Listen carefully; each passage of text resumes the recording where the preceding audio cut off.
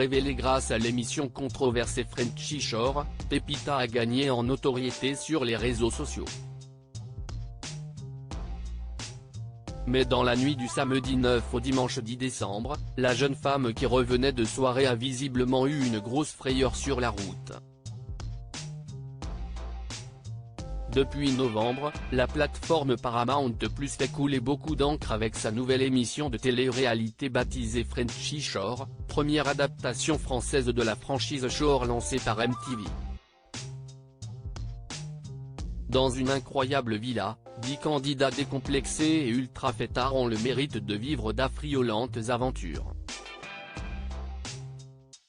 Si le succès a tout de suite été au rendez-vous, le célèbre programme a eu le mérite d'interloquer l'actuel ministre de la Culture Rima Abdul Malak. N'importe qui peut tomber dessus sur les réseaux sociaux comme ça m'est arrivé. Ce qui pose question, c'est l'accès aux mineurs, car on est à la limite de la pornographie, et si est de la télé-réalité, cesse d'insurger la femme politique auprès de nos confrères du Parisien. À ses yeux, le jeune public peut avoir une vision totalement faussée de la sexualité en diffusant ce type de contenu. On n'est pas dans le registre de la fiction, d'un film ou d'une série, avec le recul que ça implique.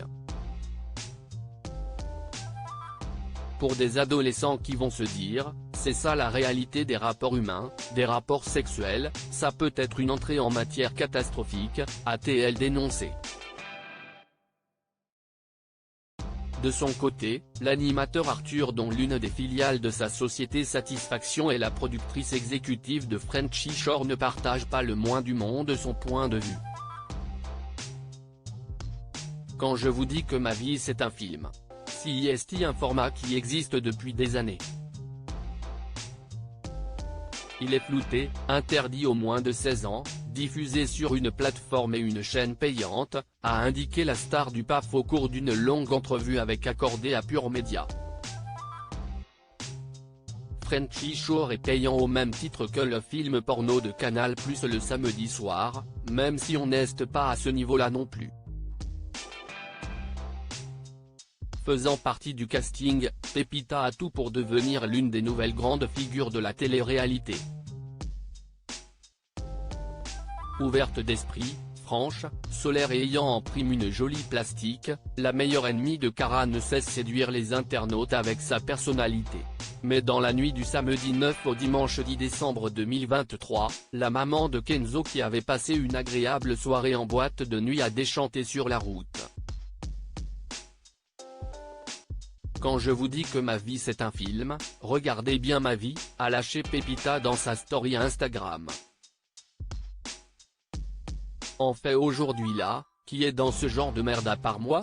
On rentre de boîte trop bien et tout. Mon pote il prend un virage, il fait un drift, glissade sur le côté note de la rédaction, sauf qu'il est nul en fait, il ne sait pas le faire. Fort heureusement, plus de peur que de mal. Très vite des automobilistes leur ont d'ailleurs prêté main forte pour faire sortir leur véhicule niché dans un fossé. Ces derniers l'auraient d'ailleurs reconnu.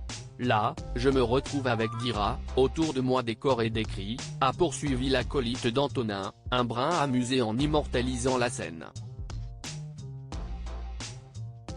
Une M5, modèle de BMW note de la rédaction, qui est bloquée dans un fossé en fait.